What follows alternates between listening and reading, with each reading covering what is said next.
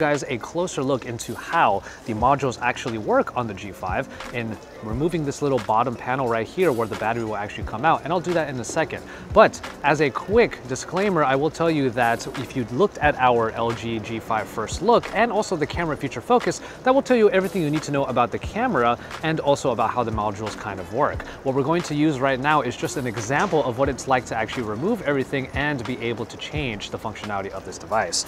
As you're pressing this little area, you feel that there's a slight movement in the bottom panel that kind of comes out a little bit.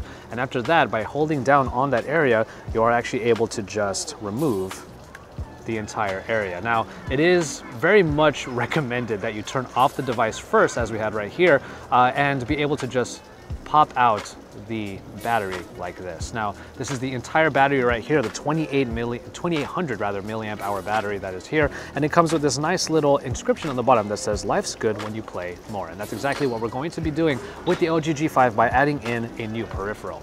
Now, one thing that you have to know about removing the battery on here is that you kind of have to come at an angle on this. So by gripping on the side like this and removing the battery, you'll just be able to snap it off like that. And you can already see right here that the proprietary connector on here is what will snap into other peripherals that are used with the LG G5. And in this case, we are going to be using the one that probably is very important to a lot of shooters out there, the actual camera module.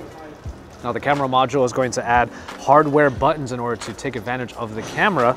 And by doing so, we're just going to put the battery in at a certain angle like this and just, well, snap it into place. It does take a little bit of getting used to, but after a while, it's not all that hard to do, and it's going to become second nature. And once you have the battery inside of the new module, you'll just take out the G5 and slide it right in. And once you feel the snap and it does not come out by pulling it, unless you press this little area on the side, you should be good to go.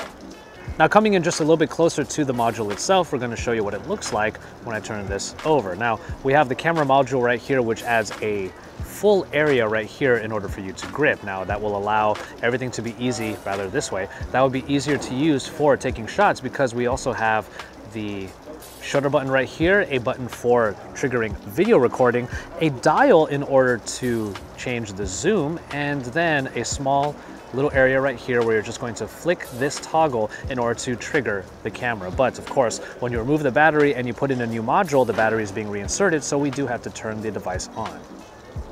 Now, for actually using the module here, this is the one that you're going to use that actually makes the phone not all that, well, let's say pocketable, because you have this large area right here that houses a 1200 milliamp hour battery, which will bolster the already included 2800. So you will get more battery life out of this particular grip, so it's nice to be able to have that function. But having the grip right here allows it to feel even more secure when you're actually taking photos. We're going to turn on the brightness, and this little toggle on the side right here is what we're going to use to trigger the camera. So just by flicking that area right there, we'll be able to get right into the camera. Now, shooting with this particular module is a lot easier because you have the hardware buttons already up on the sides, and resting your finger on this area right here will make things very easy while you press the shutter button with your index finger, much like a point and shoot camera. So it's pretty obvious already that the grip makes shooting with this camera even easier, and as we showed in our camera feature focus, things are actually quite nice with the wide angle 135-degree angle view that is available accompanying the regular, more narrow field of view in the original lens. Now, pressing the shutter button halfway down will get you a focus, just like a regular camera, and then you press all the way down in order to take the picture. You can also trigger video recording using the other button, and there we are doing a video. So everything is just nice and easy to use with just one hand right there. Now, as you can see, we already have the pinch to zoom in order to change from the two different lenses and be able to zoom in as needed.